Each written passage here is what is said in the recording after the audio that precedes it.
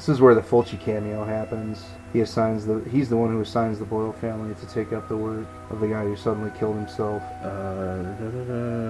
Well, that little girl she's standing outside of the mannequin, outside of the shop, looking at the mannequins. There's like a female and a little boy. They look like Bob and his soon-to-be babysitter Anne. The female mannequin's head falls off.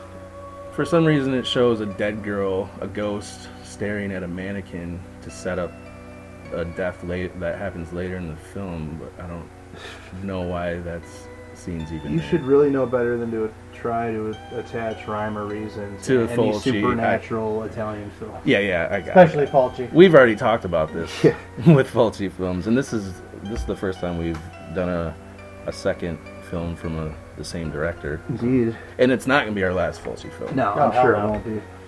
And this is when they meet with the realtor, and she thinks that they've been there before, that she's met this Boyle guy before, even though he's never been there. May calls to Bob from the car. He gets out and goes and gets the doll or whatever. The mom's like, Bob's always bringing home that trash. She doesn't like him. Nobody likes Bob. No one likes Bob. Not at all. And this is when Mrs. Boyle notices that the Freudstein house is identical to the house in the picture in New York. And we notice that the cellar door is barred shut.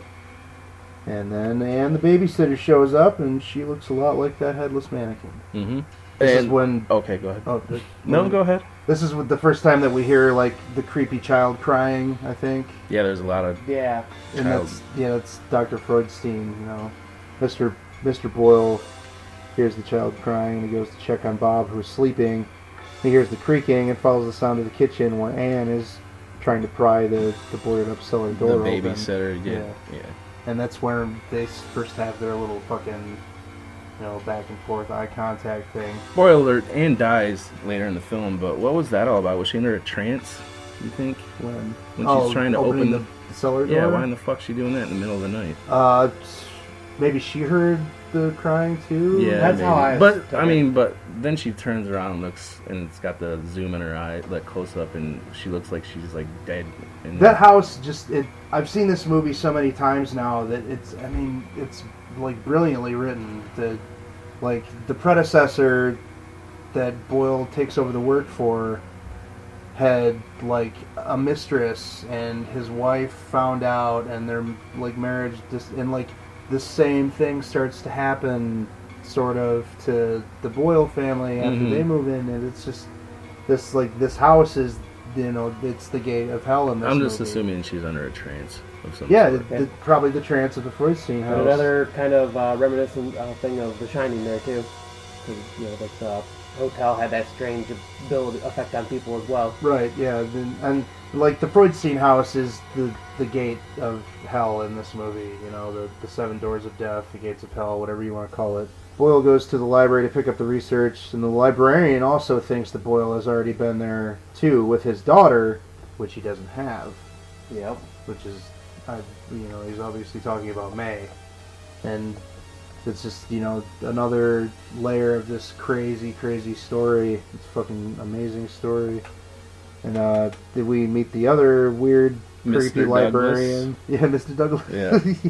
He's clearly a child diddler. He does look a lot like he would enjoy some alone time with Absolutely. Bob Boyle. But, Who was dead? He died at age 39, unfortunately, but a lot of kids in real life. Mr. Douglas. Oh yeah. Plays him. Yeah. Huh, okay. So that saved quite a few. I love how he feels the need to point out where the guy's predecessor hanged himself. Yeah. Like, you want to see where he hanged himself? Hey. And that's where Boyle finds the Dr. Freudstein letter of medical license revocation, like Freudstein having his medical license repealed for, inhuman practices and all that good jazz. Lucy, the Mrs. Boyle, she finds Freudstein's grave inside the house. Yep, underneath the rug. Yeah, and the rug in the sunroom. That's, it was honestly pretty common practice to have a tomb inside a home for. I didn't know that. Oh yeah, I mean, it's like what he says. If someone dies in the middle of winter, what the fuck? You just gonna put them in the shed until spring? Yeah, Bury them in makes the sense. house. I mean, do you know a little off topic, but the term living room didn't exist until like the turn of the 20th century. It used to be called the parlor, funeral parlor. People used to do funerals in their own homes. Yep. And that, the idea of the living room was conjured up by the funeral industry, basically, and like they gave it this stigma of you gross, you don't want to do this in your house anymore. This is a room for the living, blah blah blah. So living room, funeral parlor. That's where Freudstein's grave was, in the parlor. Nice tie back. She starts hearing the frightening noises from the cellar. Yeah, like banging and crying. Yeah. Boyle sedates her, and when she finally wakes up, he opens the cellar door for her to show her that there's nothing wrong and everything's cool. There's no reason to be afraid, and then the bat attack. Oh, yep. The bat latches onto his hand. Yeah, it's like one of the few things about this movie that kind of is like detracts a bit of the quality, is like just how awful the fake bat looks. It looks so bad. I mean, this is the scene where I really wanted Bob to die, because his dad is getting attacked by a bat, runs upstairs to the kitchen. Bob's like, "What's the matter, Dad? Are you fucking kidding me? I'm getting attacked by a fucking bat." If I was his dad, I would kick fuck him right in the mouth. Hate that kid so much. Kick fuck him? Yeah, kick fuck. That's good. I like that. Right in the fucking mouth. That's a good term. Hate that fucker. Use that God term. damn it, dude. He is an annoying little bastard. Oh, Yeah, he's he so is. fucking... Oh, he's so gross looking, too. But, So the realtor comes to the Freudstein house to talk to the Boyles about like relocating them, because they don't want to stay there anymore after the bat attack or whatever. But they've already cleared out, and she gets her foot caught in the Freudstein grave. It breaks through and breaks her leg, I guess. And before that scene, it kind of segues with May sensing the realtor going into the house, and Don't go she keeps inside. saying, "Don't go inside. Don't go inside." And this is the stabby. She gets stabbed in the chest, then she gets stabbed in the throat, and there's the great scene where he like pulls the stabber out, and there's a big hole in her throat. Gushing Yeah, blood like- all over. Awesome blood spurt effect. And if you look really close, you can see like the seam of the appliance application between her jawline and the throat, like you can in the Kevin Bacon arrow stab scene in Friday the 13th. But you're still whatever. talking about the realtor lady? Yeah. Oh, that fucking... The blood gushing looked like fucking a Peter North cum shot. It's fucking just gratuitous and just spitting. Peter North. That's a name drop. I was on watching a one. Peter North scene the other night. There you go. I don't like watching that guy's films. To make you feel inadequate. No, not at all. It's not that. It's just the bad, like, you can tell he tans. And then his eyelids are not tan because he puts those things over He puts it. the goggles. Yeah. It's distracting from the cum shot.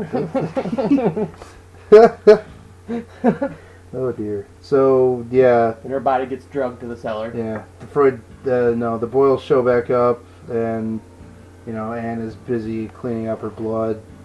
And acting really weird. Yeah, and Dr. Boyle says he has to go back to New York. I'm just gonna go ahead and leave my wife and son in this house that we were only shortly ago trying to abandon because we don't like it.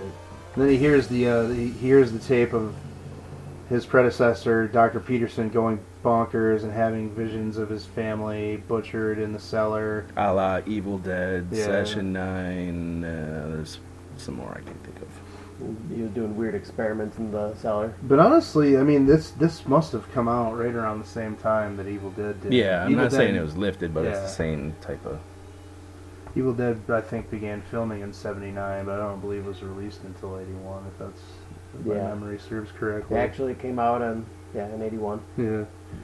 So, The husband finds that tape of Dr. Peterson. Yeah, why does he burns the tape? He burns the tape. Yeah. I don't know. But yeah, like, you hear Dr. Peterson rambling on that there's blood everywhere. And then he leaves wherever he's listening to, and May is standing outside, and that's kind of cool. The little ginger ghost girl is standing outside of the library in New York when she should obviously be in Massachusetts. Right. And Lucy is out shopping, leaves Bob home alone with Anne. I would do. I can't really blame her. That kid has cancer. But Ed can't find Bob. He's in the cellar looking for his car. She looks for him in the cellar. She gets locked down there and decapitated. Gets her throat slit. Yeah, he cuts her That throat. was gnarly as fuck. Yeah, cuts her throat until her head falls off. There's like 3 or 4 different slices to the neck. It's pretty fucking cool. Yes, thank you, Mr. DeRossi. Their severed head rolls down the stairs to land at Bob's feet. Oh, this is this part right here is the ugliest scene in cinematic history for me. It's where Bob is running up to get out of the cellar and pounding on the door and screaming "mommy," and when he looks at the camera, he's like the light hits right, and he like sloth is more attractive than beauty. I mean, okay, so I understand you want your child to be a child actor, and this is the ironic part about this role for Bob is kids that ugly, you do not put them in films for the ridicule they'll endure growing up, because everyone's going to see how ugly he is. The ironic part is, with a kid like that, you want to lock in Fruitstein cellar and just throw him food and not look at the fucking little mutant. Right. So, Only there was a mute button on him. oh, God. That's enough about... I'm not going to... Well, Bob escapes from the cellar, even though the door closes on his hand. He escapes, and then Lucy gets home and finds him hiding in his room. And he tells her what happened, and they go to the cellar to look for him. Yeah. And they don't find anything, but we get that cool scene of the yellow eyes. Staring from the shadows. Yeah. Then after bed, Bob sneaks back into the cellar and wants to, is trying to talk to Anne, even though we know she's... God, I hate Bob. He sees the eyes himself and gets locked in, and he starts screaming for help, and Lucy comes to help him and tries to open the door the same way that the dad did with the knife. Oh yeah, the knife. Yeah, the knife and the key, but the key breaks in the lock. And Freudstein comes for Bob.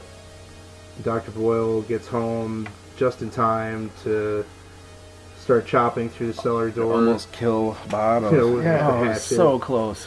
Severs Freudstein's arm. And Is this the scene where you get a really good look at Freudstein? Is Yeah, this it's the like first right one? after it, you get the... He looks like a rejected member of Slipknot or something. Kind of does. it looks like they used like mortician's wax almost. Yeah, it was very waxy. to do the effects on his face. I don't know. They finally make their way into the cellar to save Bob. And you hear something about, this is when Freud's, you hear, I think a tape dubbed over it or something, but it says, that's when you find out he needs humans to rebuild himself. Yeah, to regenerate cells. Oh yeah, he said that's what he says to Lucy is that he uses the cells or his victims to regenerate his cells. And Dr. Boyle attacks Freudstein with the hatchet, and it's The wound gushes worms and maggots. well, no, he tries to hit him with the hatchet, and he catches his arm, yeah. and the hatchet's discarded, so he grabs a knife and stabs him in the gut where there are all the maggots and stuff, and that's pretty cool. And then Freudstein tears Norman's throat out. Just fuck that douchebag and his stupid kid. They're all just part of the house now.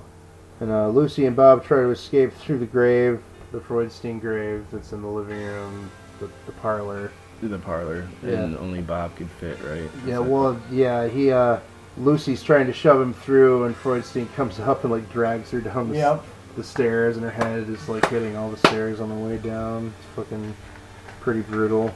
And then Bob makes it through the top of the grave, and May's reaching for him. May and May's mother, Mrs. Freudstein, I can't remember her first name. Neither can I. They're standing there, and it's like, oh, you're Freudstein now.